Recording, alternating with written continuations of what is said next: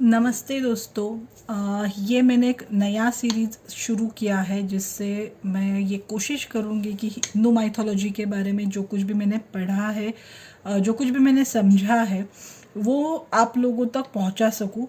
तो अगर आपको जो भी चीज़ें मैं बोल रही हूँ इसमें अगर कुछ आपको आपका अलग नज़रिया है या आपने कुछ अलग चीज़ पढ़ी है तो प्लीज़ कमेंट्स में बताइए, क्योंकि हमारी माइथोलॉजी इतनी वास्ट है, उसके इतने सारे पर्सपेक्टिव्स हैं कि हर किसी ने हर एक चीज़ अलग अलग नज़रिए से डिस्क्राइब की हुई है। तो ऐसा नहीं है कि कोई नज़रिया गलत होता है, पर हर किसी का नज़रिया अलग अलग होता है। और क्योंकि ये हमारे माइथोलॉजी से जुड़ा हुआ है तो मैं पहले ही अगर कुछ गलती होती है तो हाथ जोड़ के माफ़ी मांगती हूँ कि अगर मैंने कुछ चीज़ पढ़ी है जो अलग पर्सपेक्टिव से मैं उसको बयां कर रही हूँ। और अगर आपको ये लगता है कि ये चीज़ ऐसी नहीं किसी और तरीके से बतानी चाहिए थी तो प्लीज़ आप मुझे बताइए। मैं ज़रूर अपने इस वीडियो के द्वारा लोगों तक जो सच है, सच्चाई है, उसको पहुंचाने की कोशिश करूंगी। तो दोस्तों, आज अक्षय तृतीया है। तो अक्षय तृतीया को अक्षय तृतीया क्यों कहा जाता है? शायद आपने अक्षय पात्र की स्टोरी सुनी होगी जो भगवान श्री कृष्ण और द्रौपदी के बारे में थी, पर यह स्टोरी मैं किसी और दिन सुनाऊंगी, क्योंकि आज अक्षय तृतीया के साथ ही परशुराम जयंती भी है। और परशुराम जी या फिर भगवान परशुराम, हम सबको पता है कि विष्णु भगवान जी के छठे अवतार हैं। अब भगवान परशुराम के बारे में हमें बहुत कम पता है, या फिर माइथोलॉजी में भी हम लोग ज़्यादा नहीं पढ़ते हैं। तो आज कुछ चीज़ें मैं आपको भगवान परशुराम जी के बारे में बताऊंगी, और फिर अक्षय पात्र की जो स्टोरी है वो मैं आपको किसी और दिन सुनाऊंगी। भगवान परशुराम जो है वो भगवान विष्णु के छठे अवतार है, लेकिन भगवान परशुराम जी की पूजा नहीं की जाती है। वो इसलिए क्योंकि भगवान परशुराम चिरंजीवी है, और ये माना जाता है कि आज भी धरती पे उनका अवतार है। जो महेंद्र पर्वत है वहाँ पे शायद उनका वास है।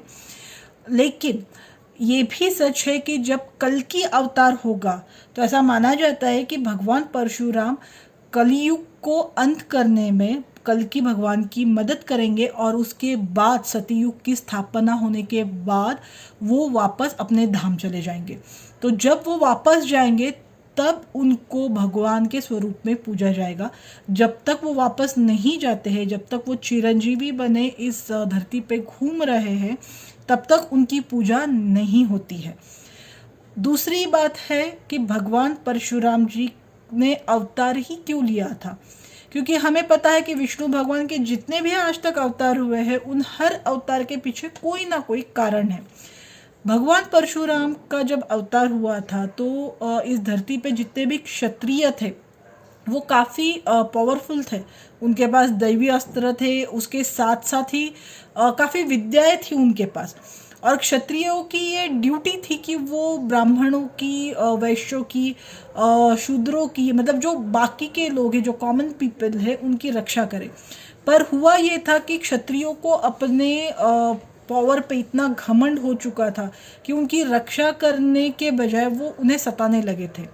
तो उनका नाश करने के लिए उन्हें एक रियलिटी चेक देने के लिए, या फिर जो लोग दूसरों को तंग कर रहे हैं उनको पनिशमेंट देने के लिए भगवान परशुराम जी का अवतार इस धरती पे आया था। और ये कहा जाता है कि भगवान परशुराम ने 21 बार पूरे क्षत्रिय कुल का नाश किया था, पर उन्होंने उन्हीं क्षत्रियों को मारा था जो दूसरों को तकलीफ देते थे या दूसरों की उत्पीड़ा करते थे। जो क्षत्रिय अपने धर्म के अनुसार आचरण कर रहे थे उनको कभी भी भगवान परशुराम जी ने कोई नुकसान नहीं पहुंचाया। भगवान परशुराम जी का रेफरेंस रामायण और महाभारत दोनों ही एपिक्स में आता है।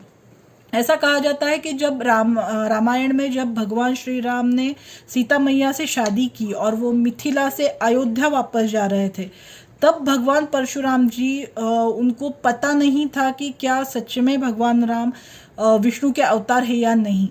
ये कंफर्म करने के लिए उन्होंने भगवान श्री राम की परीक्षा ली, और जब भगवान श्री राम उस परीक्षा में पूरी तरह उत्तीर्ण हुए तो भगवान परशुराम ने उन्हें आशीर्वाद देके वो वहाँ से निकल गए।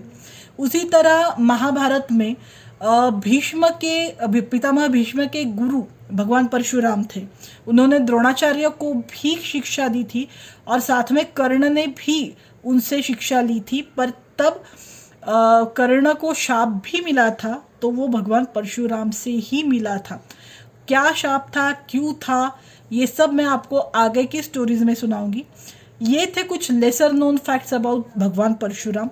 तो उन्हें क्यों पूजा नहीं जाता है या फिर उनके क्या महत्वपूर्ण योगदान है हमारे एपिक्स में, उनके बारे में ये जानकारी थी।